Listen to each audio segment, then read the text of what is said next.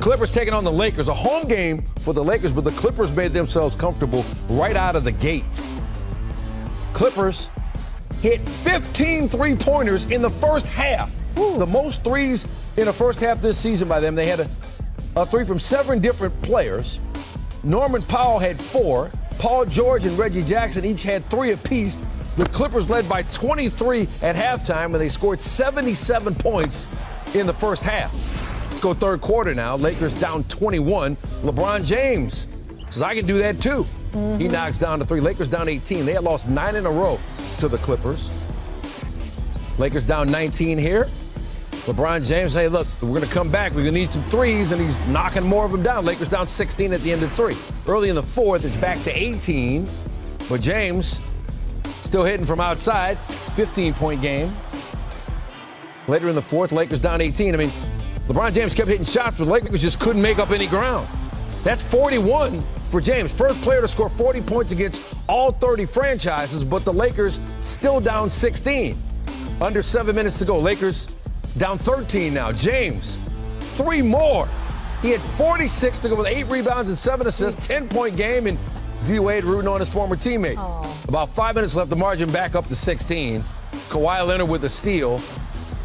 He had 25 points, his 5th straight game with 25 or more. Check on him. Sending the owner into conniptions. Also 9 rebounds for Leonard, and Paul George also with a solid performance, 27 points and 9 rebounds. Norman Powell added 22 off the bench, and the Clippers rolled the Lakers again, 133 to 115. I mean, this team is rolling. We're playing together. I think we understand it. Like, it don't matter who has the ball, who gets the shot. We play the right way. The game's going to dictate who gets the shots, who makes baskets. We trust one another. We just got to come out and play, leave everything else behind us, and I think we're starting to figure it out. We got to just do this on a game-to-game basis. That's the improvement for us. I think 3-game winning streak is our highest. That's unacceptable for what we want to do. And so, but again, we'll take a great win tonight and look at this one game at a time. It's a familiar script. LeBron James is outstanding. Lakers still lose. His 4th 40-point game of the season, all coming since he turned 38 last month. That output boosts the scoring average on the season to better than 30 points per game. And if he keeps that pace, he could set the NBA's all-time scoring record on February 4th against the Pelicans. That's assuming he plays every game scheduled.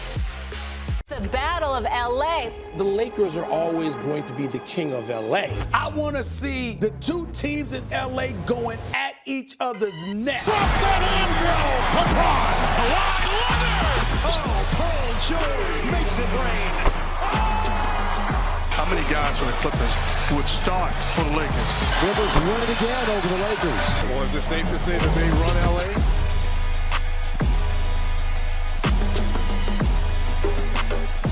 So the Clippers, they've turned the tables on this rivalry over the last decade, winning 34 of their last 41 meetings, including 9 straight. That's after the Clippers won just 23% of their games against LA from the time they moved in 84-85 until 2011-2012. All right, so it's Rivals Week right here.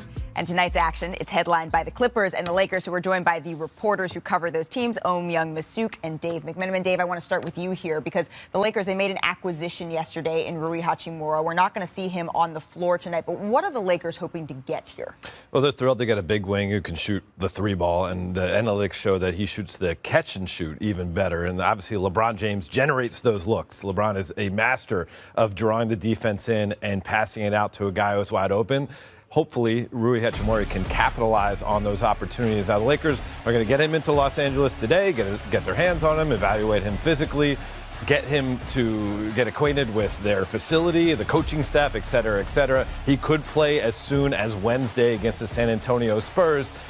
They don't want to put too much on his plate, but at some point, he could be a guy playing starter minutes for them. Interesting. And then on the flip side of this, the Clippers are starting to get healthy. They're starting to get whole. But one thing that they're still looking at is point guard production. And we're marching towards the trade deadline. Could we see any moves being made there, Look, Malika, this morning, John Wall was on the court shooting. He's been out now, I think, for like 5 games with an abdomen injury. Right.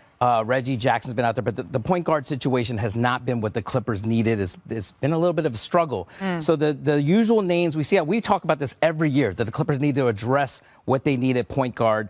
The usual suspects names that are out there, it's Fred VanVleet, it's Mike Conley, it's Kyle Lowry. We're going to see what the Clippers can do in the next 2 weeks, what the price is. And also, I think they're also on the lookout for a backup big man. Perhaps it's like a Naz Reid, or maybe they bring back Isaiah Hartenstein. The Clippers tend to make a trade on the trade deadline, so I think they're going to see what the market is, and certainly, hopefully, the prices come down. All right, the Lakers made a trade, the Clippers potentially looking to make a trade, but the biggest acquisition, I don't know if we can even call it that, Anthony Davis coming back for the Lakers if and when that happens, or when that happens, rather. Dave, do we have any more information, a date potentially that the Lakers are looking at that could be realistic for his Yeah, Malik, he's nearing the 6-week mark since he suffered the right foot injury, and he is ramping up closer and closer to a return. It's imminent. Now, it could be as soon as Wednesday against the Spurs. Wow. I was told, quote, more likely that he would play Saturday, ABC against the Boston Celtics. Good time to return. But, as you wrote about back in the day, the Milwaukee Bucks had the Stay Ready group. Right. Well, Darvin Ham has brought that to the Lakers, and that's what Anthony Davis has been participating in. So he's not just going 1-on-0 or one-on-one workouts. He's getting that full contact with the guys who don't play that much, and they're giving their effort to try to get him ready to get back on the court. Oh, see, I get to join the reporters gang, remind folks that I used to write. I appreciate that, Dave. All right, that's going to do it, though, from our little reporters nook over here. Gentlemen, thank you very much. Chiney Ogwumike, what are the keys for tonight's game from you and Jalen? Yeah, let's get into it because thank you so much, Malika. Jalen and I had to get into the nitty-gritty of this matchup to really figure out who has the edge in this one. And so we've got some categories. This is Vanna Black right here. And we're going to make our picks. So you know how I like to do this, Jalen. Let's start with the positive. Both of these teams are on 2-game win streaks. So which 2-game win streak has been more impressive to you? The one that I'm seeing LeBron James lift his team without the aforementioned Anthony Davis, in particular, coming from 25 points against the Portland Trail Blazers, the largest comeback win in LeBron James' career. Okay, I have to say cosign, retweet. My answer is also the Lakers. Again, you have to think about what LeBron has been doing, the stretch he's been on. So, yes, I absolutely agree. Now, the second category is all you, Jalen. So, that's good. So what is style points, and who do you have on the edge there? It's about fashion, it's about flair, it's about flavor. And we go back to the Lakers and LeBron James and how he's improved, in particular, his three-point shooting. We know about his driving to the basket. He's still dunking over the top. But when he's knocking down his three-point shot, he's virtually unguardable. How old is he? 38? 38. He's 38 Still years great. of age out there putting in work against these boys. Okay, I will have to say this. I know this is style and flair, but Kawhi's, it's a little bit different. You know, it goes a little under the radar. The fun guy. I'm going to have to go with Kawhi based on style points. We've been waiting for him to really show up and show out. The last 7 games have been the best stretch since, I think, 2020 in February for him. So you have to give him credit. What is it? He's giving you, 29 points per game, doing it on both ends. It looks like he's finally back to being himself. So we've got a little difference there. Now, this is my favorite part. We did your style points. Now I want you to talk nerdy to me, baby. So let's talk about the stat that catches our eyes. And I'm going to start here. Russell Westbrook, I think he definitely deserves some flowers right now. Yes. He by far is pacing the league in assists off of the bench. And if you can look right here, if you look on the screen, 1 of 5 players with 7 rebounds and 7 assists per game since Anthony Davis. And those players that we mentioned, Luka, Sabonis, LeBron, Jokic, and Russ. So his production off of the bench has been so impressive, and he's obviously, averaging the most assists in the entire NBA in that category. So I wanted to give the Brody some love. Who are you giving love to? So they mentioned that Rui Hachimura is going to be a member of the Lakers, and the first thing I thought about is how LeBron James makes people around him better. True. And with Anthony Davis out, I want to talk nerdy about the guy that's playing center, Thomas Bryant. And how about this? Since AD has been out, there are 2 players in the league that are shooting over 60% from the floor and 45% from 3. The other one is the back-to-back MVP, the Joker. The second one, Thomas Bryant. LeBron James is the headline, and rightfully so, in any room or gym that he enters. But the story has been this guy showing that he can get them quality minutes, even scored 30-plus recently in the game. Okay. So now when AD comes back, the Lakers have more depth up front. Okay, the Lakers are looking pretty good here, which leads us to our final decision. Which former Finals MVP is getting the last laugh tonight?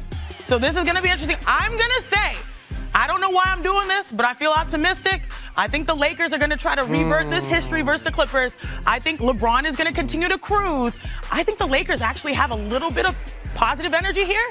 So I'm going with the Lake squad and LeBron James. I think the Clippers, because of this reason, they came into this season as a favorite in a lot of people's eyes, including my mind, to contend in the West.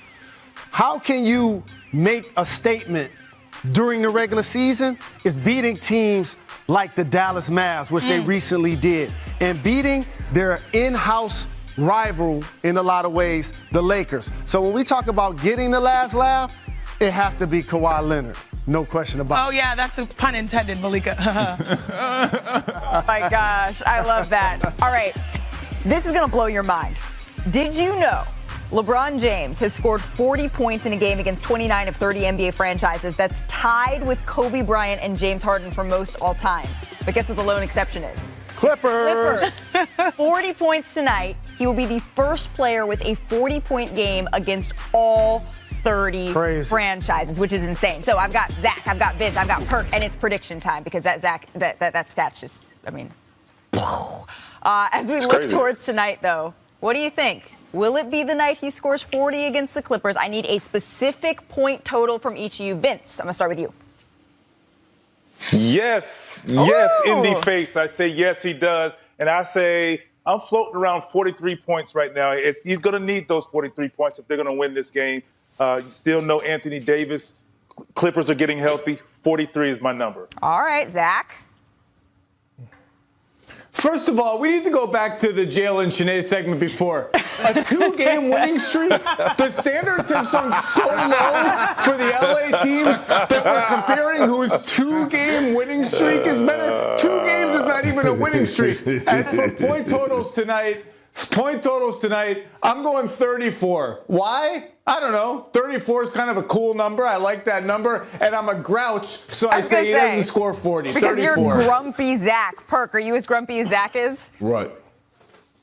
No, I'm not. I'm optimistic Perk, and I'm going with Braun scoring 40. He's going to have 40 on the dot tonight. Look, Ty Lue has owned LeBron James when it comes down to this head-to-head matchup. Forget LeBron versus the Clippers. This is LeBron versus Ty Lue. And I know LeBron, he has that competitive nature and he has that killer mindset. And this is another milestone in his small world that he wants to get off his back. And he's going to do it tonight in great fashion. He's going to score 40 piece. All right. Well, we'll see who's right and who's wrong tomorrow. Zach, if he goes for 40, we're bringing this clip back up, and you may have some things to